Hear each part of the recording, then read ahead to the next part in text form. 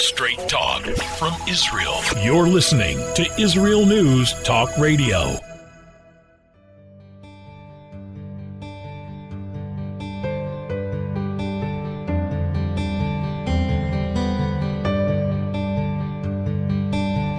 Hello and welcome to Soul Talk. This is Leora Mandel. I'll be joined with Rabbi David Aaron after the break. Here is a fundamental question that I would imagine at some point you have thought about and struggled with. Is evil inherent? Is it inherent within people? Is it inherent within the world?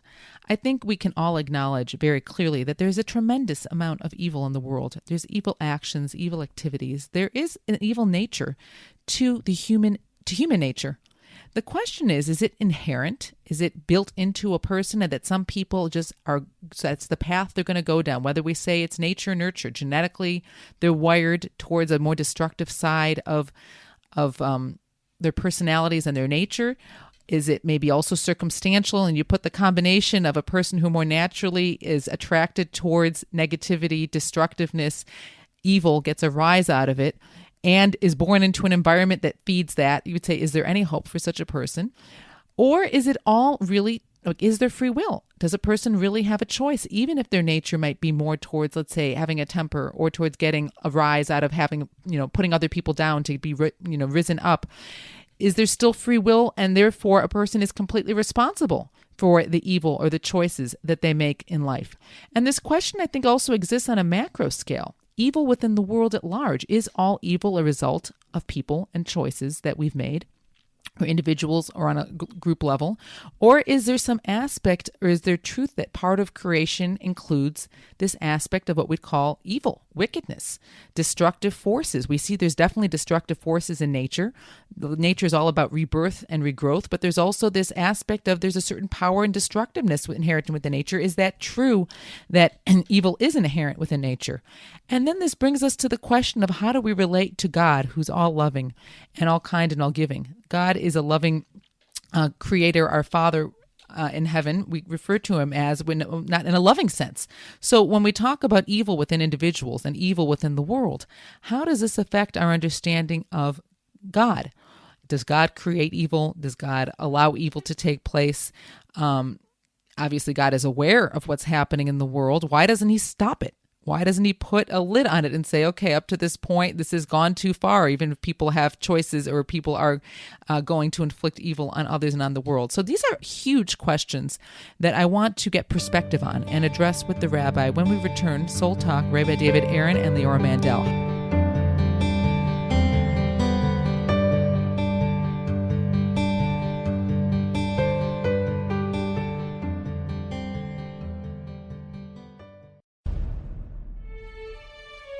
Israel is located in one of the most volatile areas in the world. Israel is an island of stability in a sea of war and unrest. In the midst of this turmoil, Israel stands out as a beacon of order and human progress. Each week we update you on what's happening in this, the Jewish state, a true light unto the nations. This is Jay Shapiro. Join me every Thursday on Israel News Talk Radio.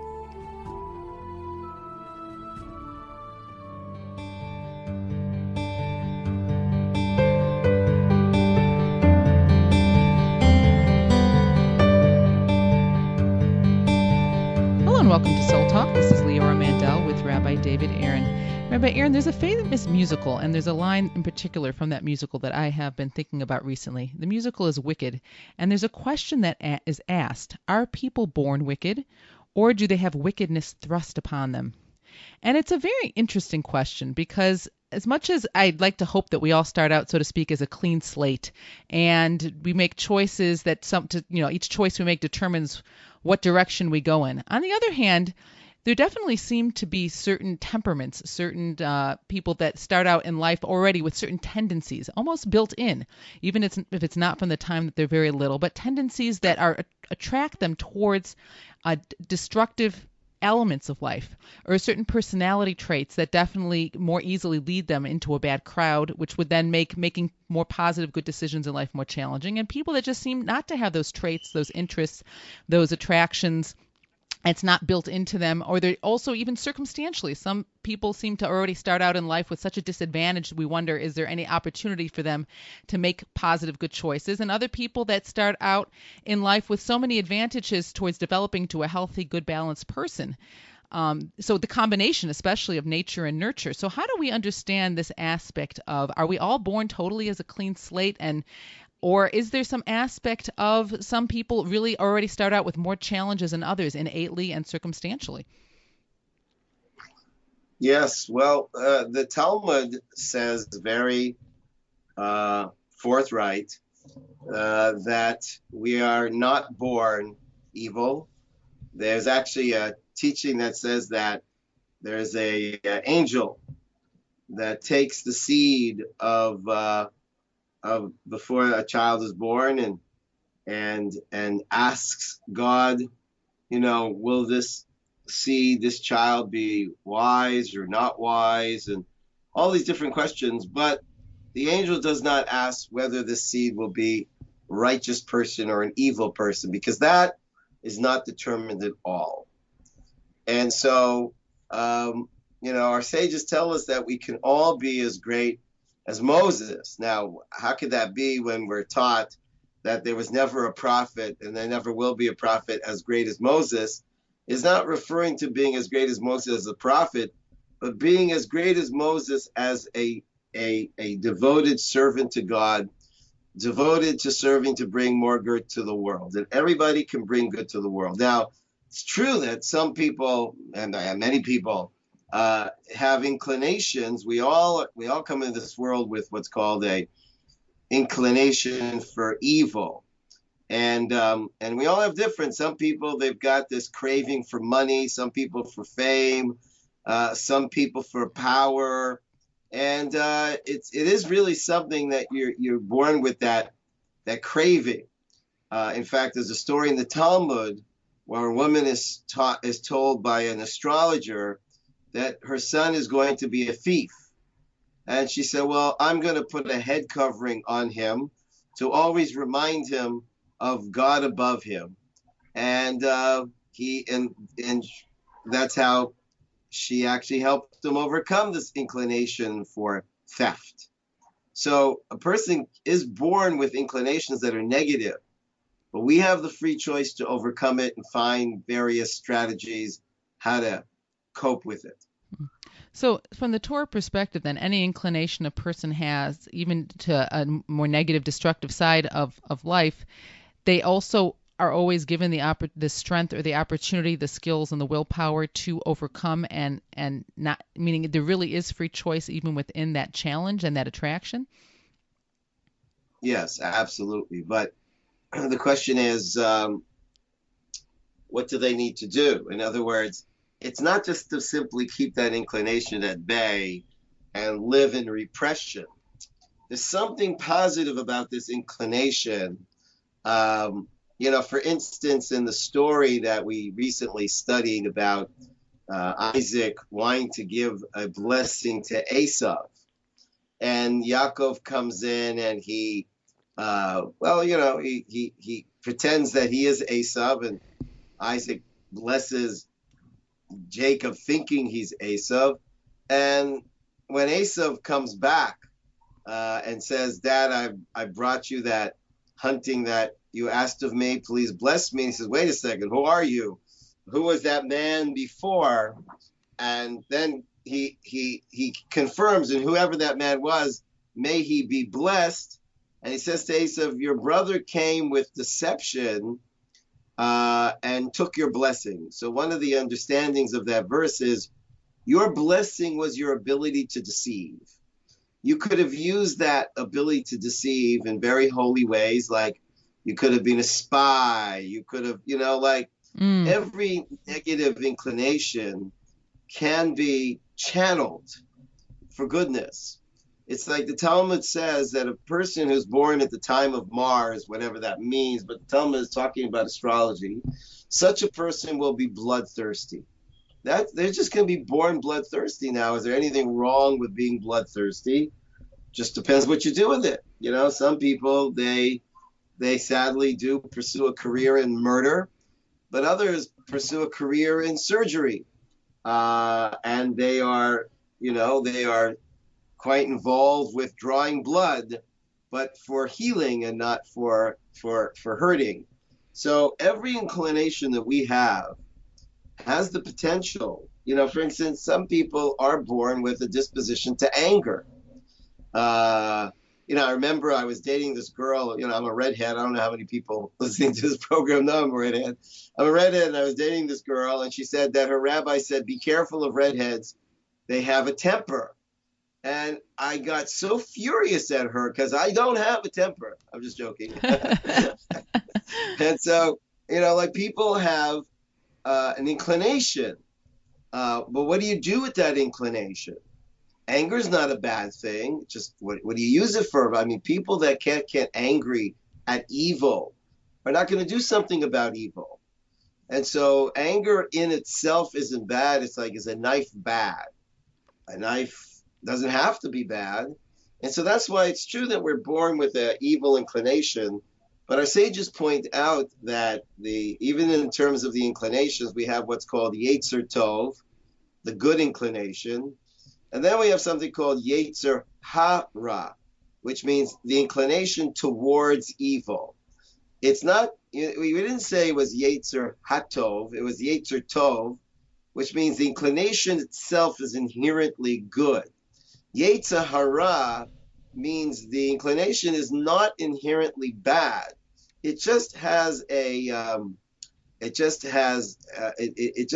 tendency that makes it more susceptible for bad. But it's not bad. Just like fire. Fire is a lot more dangerous than water. I mean, water can certainly cause damage. But if I drop a drop of water in a forest, it's not going to do any harm. Drop a match in a forest, you could talk about acres and acres of land being burnt up by one match. But does that make fire bad? No, it makes it volatile. It makes it something that is dangerous but could be equally powerful and helpful when applied in the right way.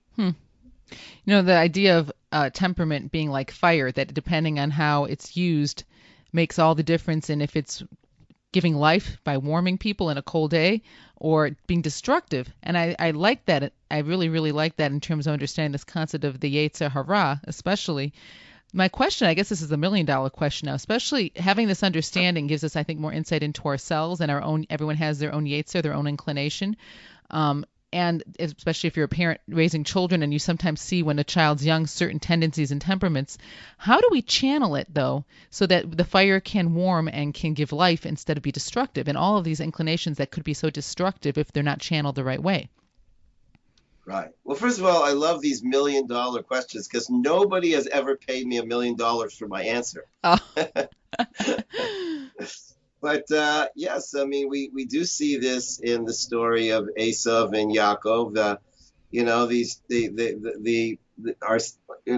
Our sages actually do say that Isaac and Rivka made a mistake. They gave these two boys the same education when one was clearly, a guy that was an extrovert and out there in the field, a hunter, and the other one was more a scholastic boy that sits in tents and learns.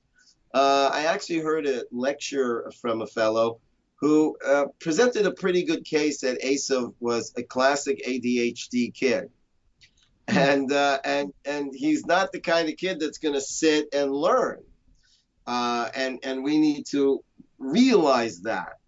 And so it is a mistake when parents give their children the same education because it doesn't, it just doesn't work. You have to educate a kid according to their way. If you have a kid that is, has a very outgoing kind of a personality, and then you have to find something for them that's going to release that. Carl Jung had very strong criticism against Christianity and believed that the repression that Christianity had towards the shadow, towards the dark side of man, is why it exploded into World War, because man has got this lion inside that has been in this cage for so long, and and that's not the Jewish way. The Jewish way is you've got to, so to speak, throw a doggy a bone, and you have to find a way to channel your inclination, your inclination towards bad, towards destruction, and find a way to use that in a very productive way. So I guess that's the big question I want to ask you when we return is, maybe I recognize within myself that I have an inclination towards something that's maybe very destructive. And it just seems like it's just almost like a compulsion. I keep going there, even though in my head I may not want to. How do I channel it so that I can't say get rid of it, but how do I effectively channel it? When we return to Soul Talk, Rabbi David Aaron and Leora Mandel.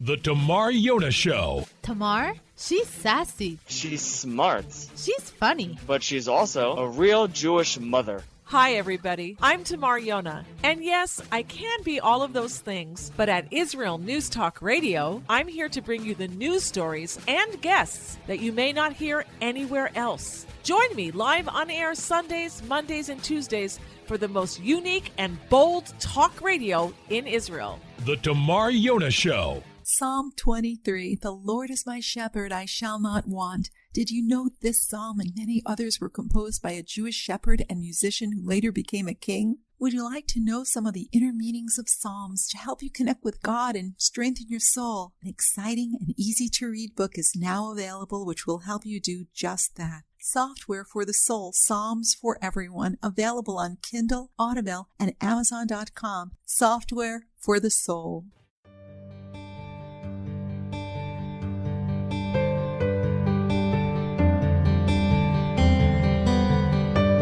Hello and welcome back to Soul Talk. Leora Mandel talking with Rabbi David Aaron about such a fundamental concept, because the way we understand this, I think, is so important. I'm asking the Rabbi, how do we understand? Are we born wicked? Are some of us just born with certain inherent evil? Or is it something that ultimately we choose? And Rabbi, you're explaining that no one is born evil. We have inclinations towards negative things, towards even destructive things, but we have free choice. We can overcome it. And just as if you're explaining fire, it can be destructive if it's used in the wrong way, but it also is a source of we need it to live, and it's a source of warmth and can save lives too. So how we channel ourselves, a knife can be used to kill, it can be used to heal. And those analogies are so helpful in understanding this. But now I'm asking, if I do recognize within myself a certain inclination, how do I go about effectively channeling it, especially if I'm already using it in a negative way? Well, it's kind of hard to give an answer theoretically because there wouldn't be one answer that fits all. What we'd have to do is we'd have to find some kind of activity that plays well in terms of, let's say you have a kid that's very aggressive. Okay, so maybe we should put this kid in a course for judo or for karate. So he's got some way to kind of release this aggression, but in a focused way, in a sport that, and he's using it in that way. As I mentioned before about the Talmud, a guy who's got a bloodthirsty personality. Well, so let's get him into, surgery and have him become a doctor. But find some way of an outlet. And, before you said that we have the choice and the ability to overcome it. But that's not really what I was saying. You don't have to overcome it. You have to direct it and apply it. The feeling that I have to overcome an inclination is part of what's feeding it. Because what we resist persists. But if we don't resist it, but we direct it, and we find a way to direct it. I mean, you could have a kid who really needs to be outside. The beautiful, thank God, in Israel there are a number of creative learning formats, and so there's a yeshiva that is an agricultural yeshiva, that's a school for Torah learning. And the boys work on a farm in the mornings and they take care of a farm completely. And then they have, numerous hours of study of Torah throughout the day. But these are not boys that could be studying, all day long. And so thank God there's an environment for that kind of a kid. I know one of my children, he was having a hard time focusing, and someone suggested that horseback riding would be a great, outlet for him. And it was amazing. It was incredible. And now he himself is a therapist that uses horseback riding to help kids who don't have confidence. You put a kid that doesn't have confidence on a horse, and now this huge beast is in your hands. That's really helpful. We have to find ways to release and use whatever energy God gave us. There's a beautiful story about a fellow that went, and I don't know if I mentioned this last time because I recently mentioned it to somebody, that there's a story about a wise man. And a fellow comes to the wise man. He says, "What's the secret to happiness and a fulfilled life?" And he said, "Wood, wires, and nails." Well, contemplate that, and that's the secret. So he contemplated that and couldn't figure out the riddle, and he forgot about it. And about 10 years later, he heard some beautiful guitar music outside his window. And it was so enchanting, he decided to go see who's playing. So he followed his ears a little bit down the street, and there was a guy in the park under the moonlight playing a guitar. So he sat there just enjoying the music, and then suddenly in his head, he heard wood, wires, and nails. And he realized the secret of life. You see, with wood, wires, and nails, you could create a guitar. But with wood, wires, and nails, you could create a weapon. There's nothing wrong with wood, wires, or nails. There's nothing wrong with anybody in the world. It's just how we structure the character traits that we have. What has to kind of take lead, what has to be more subordinate to another character trait. But, some people, we have to find like the right structure and assembly of the various character traits of a human being. What's so powerful about what you're sharing is, I think, especially when everyone has this yetzer, this inclination, and some people's are definitely stronger in certain directions. Like again, as you're saying with the knife and the fire, maybe there's an aspect of a person that has that element, and if it's being used in a destructive way, we can start being hard on ourselves, saying maybe I'm just an evil person, I'm just bad. But what you're explaining is there is no inherent evil. There's no inherently bad person. Maybe I had a certain tendency and a certain inclination, and with it I've made bad choices until now. But the fact that I'm not a bad person and I'm not evil inherently means I can start figuring out, okay, this is my nature. A person who, let's say, always loses their temper and they have a short fuse. This has been my nature, but I'm not going to, this isn't me. I can also how do I channel this into a constructive, productive, focused, using it for the good. And I think what you're sharing here and this understanding is so important for us to recognize no one is bad. I am not a bad person, but if I'm doing certain bad things or letting my inclination lead me in a bad direction, I have to figure out how to channel it in a constructive way, restructure myself, my life, and my tendencies towards channeling them towards the good. Yes, and we have to start off with an attitude that I've come to this world to serve good. And to serve good is uniquely through choosing good. And, when you think about it, what's let's say, a richer manifestation of good? Let's say you have a person who is good, was good, always will be good, cannot but be good. They're kind and they're compulsively kind. I mean, are they doing kind acts? Yes, they are, but they're compulsive about it. But okay, they're kind. But let's say you got a person that has an inclination to be stingy, and they nonetheless choose to be kind. Which kindness would we consider to be a richer manifestation of kindness? Someone who is uncontrollably and obsessively kind, or somebody who really wasn't naturally inclining to that, but chose to do that? I think we would all agree that when a person chooses kindness, even though they had maybe resistance to it, then that's a very beautiful kind of kindness. That's what we're doing in this world. We have these inclinations that creates this resistance and challenges us so that we will choose kindness. And so a person shouldn't be discouraged, like, why do I have, some kind of energy within me discouraging me from doing good? Because when you choose to do good nonetheless, you have actually brought an even higher, richer form of goodness into the world. It's so powerful because I'm thinking, let's say, okay, thank God I'm in a situation where if something's not mine, I don't have a temptation to steal it.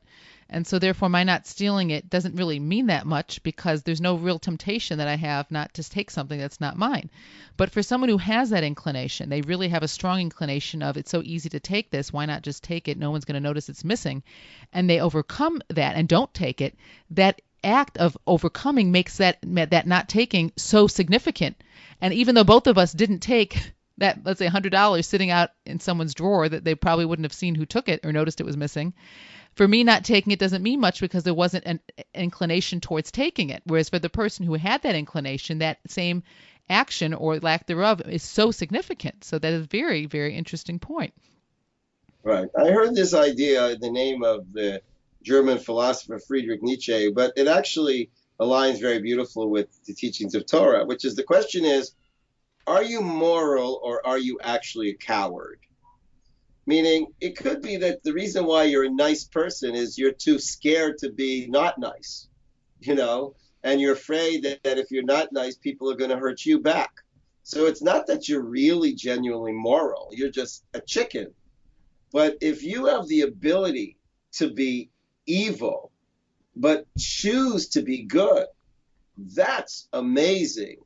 But if you don't have the ability to be evil and you choose good, well, then you're just chicken. You're just choosing good to protect yourself from anybody else hurting you. And we don't want to be good because we're afraid of somebody. We want to be good because it's so good to be good. And we have the capacity to be bad, but we choose to be good. And so that's another aspect to it, that the inclination towards evil is what's actually making the inclination towards good even more potent and even more powerful. That I'm good not because I had to be good, but because I chose to be good, because I could have easily gone the other way too, but I didn't. So, so that's the question. Are you really moral or are you simply a chicken? It's a very powerful question to ask in any given situation that we find ourselves.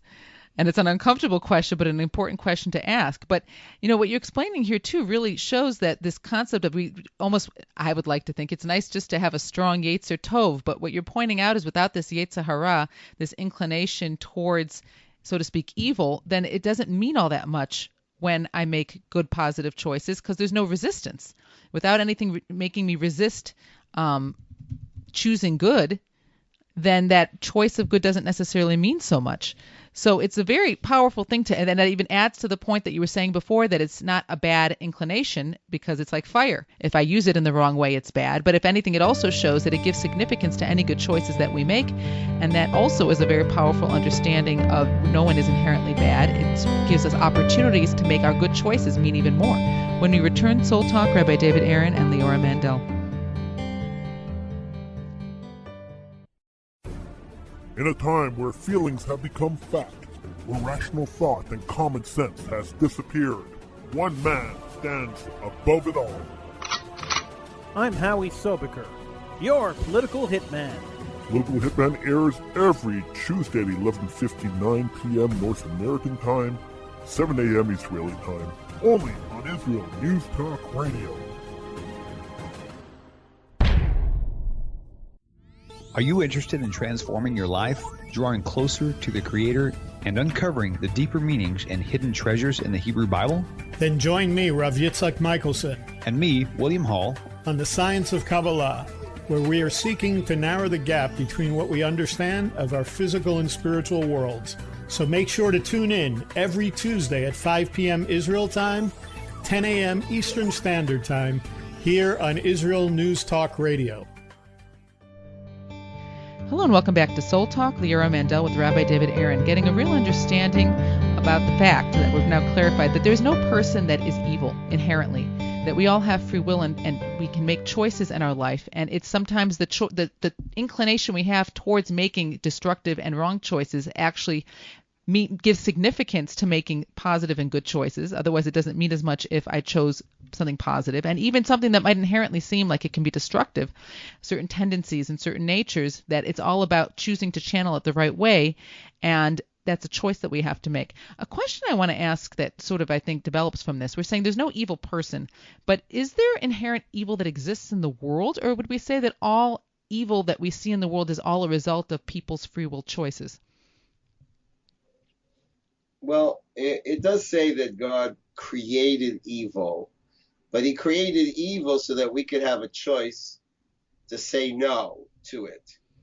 But again, the evil, it's an interesting kind of a Zohar from the Kabbalah. The Kabbalah says that that evil in the world is like a prostitute that was hired by a king to seduce his son. Now, why would the king hire a prostitute to seduce the son? To give the son an opportunity to realize and demonstrate his commitment to his father. And not necessarily that the father doesn't know that he could do it. It's for the son to see, to realize who he is. Meaning in our tradition, even evil isn't actually evil. It's here to serve good by being by forcing the situation or creating a situation where you can choose good, because a goodness that is chosen is a supreme kind of goodness. When people are naturally good, that's great, that's very nice, that's good. But to be very good, and that's actually what it says in the Torah. It says that God looked at the world and he saw that it was very good. So our sages say good is the good inclination, very good is the bad inclination. How could very good be the bad inclination? Because the bad inclination makes good very good. Because now that I'm capable of saying no, or capable of doing wrong, but I choose to do right, then that right is an even more superior manifestation of right. So even evil, the Zohar says it's like sour and sweet. Zohar, again, is the Kabbalah. And what makes the sweet sweet? It's the sour. If you never tasted the sour, you'd never know you'd never know what the taste of sweet is. So the contrast is there to serve, to enhance the experience or enable the experience of sweetness. So I'm wrapping my mind around this explanation, and it makes sense because it's true. You can't have a sense of good if there isn't bad. You can't have a sense of sweetness if there isn't good.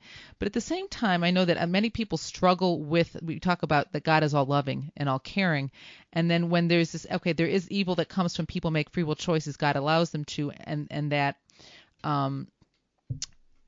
puts a certain amount of evil in the world. But when you're talking here that there still is this aspect of there needs to be inherent within the creation of the world this other force so that we can make choices against it. But it's all coming from God who loves us. So when we're struggling with this aspect of if God is loving and caring, but I like the example of the Father. My Father, I think he loves me. Why is he putting me through pain? Why is he allowing evil to exist? Why doesn't he just stop these terrible things from happening? And this is something that people really do struggle with on a very core level, especially in our relationship with connecting to God in a loving way as the loving Father. Well, it's like being in the Olympics. Your coach is going to put you through some very difficult exercises. He's going to put in front of you obstacles that will demand you to jump higher. And if you didn't know that this was your coach and he was preparing you to win the gold medal, you'd think that this guy is just torturing you. And so, but when you realize that your coach loves you and he's preparing you for greatness, then you understand that the challenges that he puts in front of you and the pain that you go through in coping with these challenges is actually the no pain, no gain principle. So I guess when I think of evil, I think it's inherently bad. And what I think you're explaining here is there isn't anything that's inherently bad. It's our perspective on it. Because if I see something that seems to be inherently bad, but I say, wait, this is my opportunity to choose to be good, to choose to fight against it, and there'd be nothing to fight against if there was no evil in the world. Or there's an inclination in me that seems like it's destructive, but it's not inherently bad. It's my opportunity to try to rise above it and figure out how to channel this so that it can actually serve me instead of, make me and so I can be master over it instead of it enslaving me. So there really isn't. I mean, I'm trying to clarify. There isn't such a thing as evil, meaning inherently bad. It's all about these inclination towards opportunities to, like, what am I going to do with it? How am I going to respond to it? Right. It's like a drama, like a movie. There's the antagonist and there's the protagonist. There's the hero and the villain. And the hero needs the villain, because if there isn't a villain to fight against and rise up and embrace the challenge against the villain, how do you demonstrate heroism? And so there's an interesting scene in one of the Batman movies where Batman has finally got Joker and can finally destroy him forever. And the Joker says to Batman, by the way, I didn't see this, my students told me this, and the Joker says to Batman, Batman, don't you understand? If you kill me, then you'll no longer be Batman. You can't be Batman without me, because you're a fighter against evil. You need evil to fight against. So I've been doing you a favor. You're Batman because of me. So then, hold on. In the question of we're all playing a role, meaning the hero has an opportunity. He can choose to be the hero or not, but he has an opportunity to make that choice. Does the villain have the opportunity? Like, is he making a choice to be a villain, or is that a role that he's given? I guess that goes back to our question, but it sounds... No.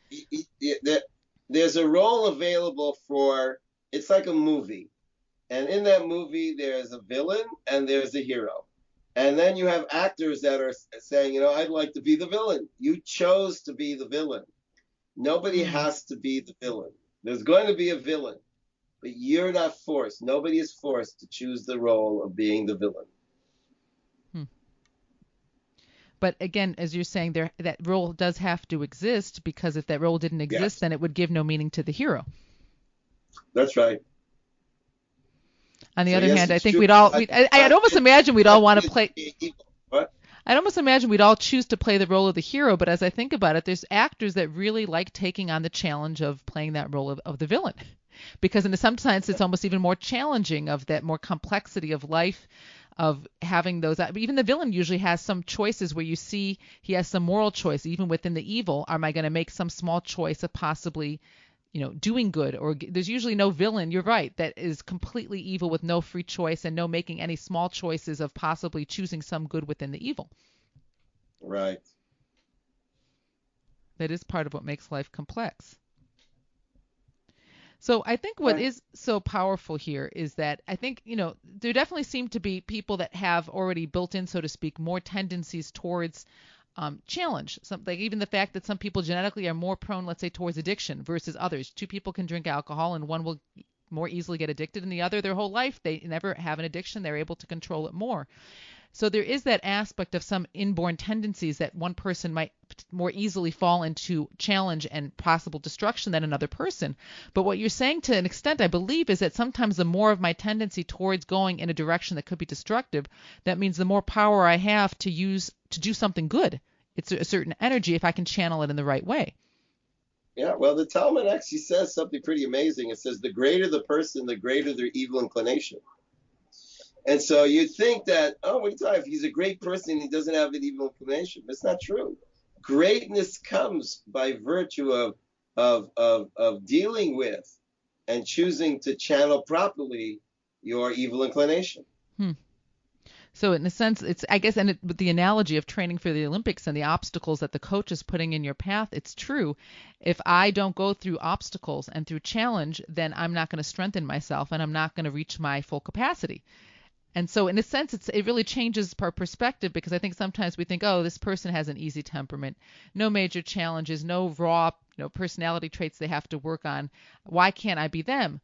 But in a sense, it's like a person who says, I'm not, this person has it easy. They're not in the gym right now working out, and they don't go to the gym every single day.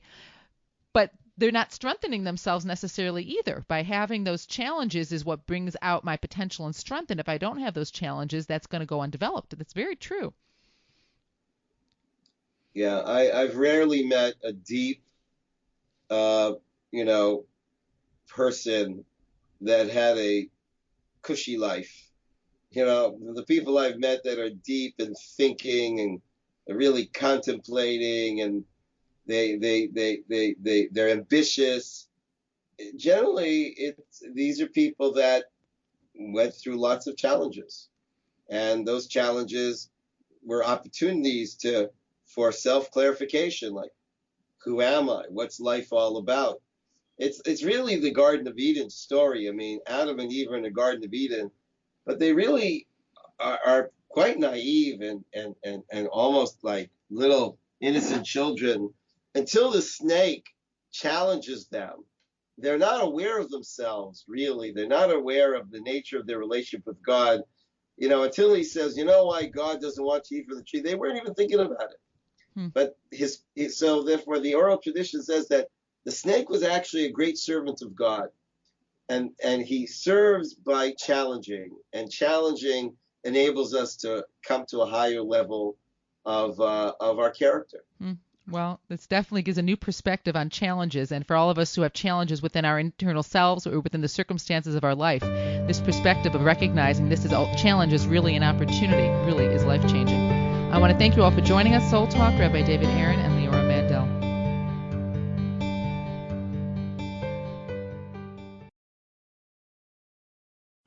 Where can you get the inside news on Israel? At Israel News Talk Radio, we're dedicated to sharing Israel's inside story with the world by providing our listeners with news on Israeli politics, current affairs, and Israeli Jewish culture. The Israel News Talk Radio homepage also provides you, the listener, with useful information at your fingertips, with scrolling news headlines, weather, currency exchange, Shabbat candlelighting times, and so much more. Our radio programming is always accessible and on demand. We operate absolutely free of charge for everyone, everywhere. If you love what we do, partner with us now by becoming an Israel News Talk Radio supporter.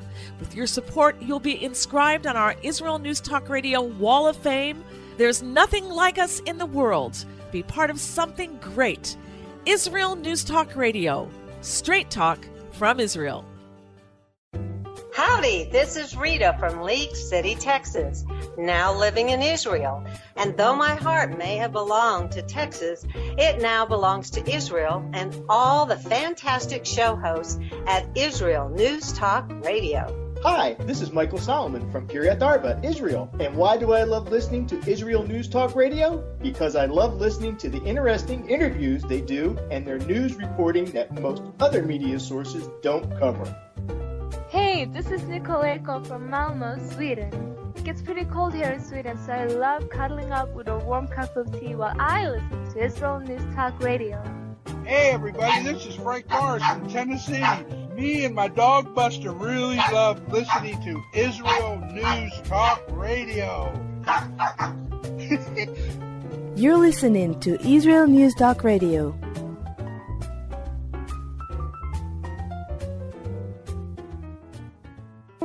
News, opinion, and more. You're listening to Israel News Talk Radio.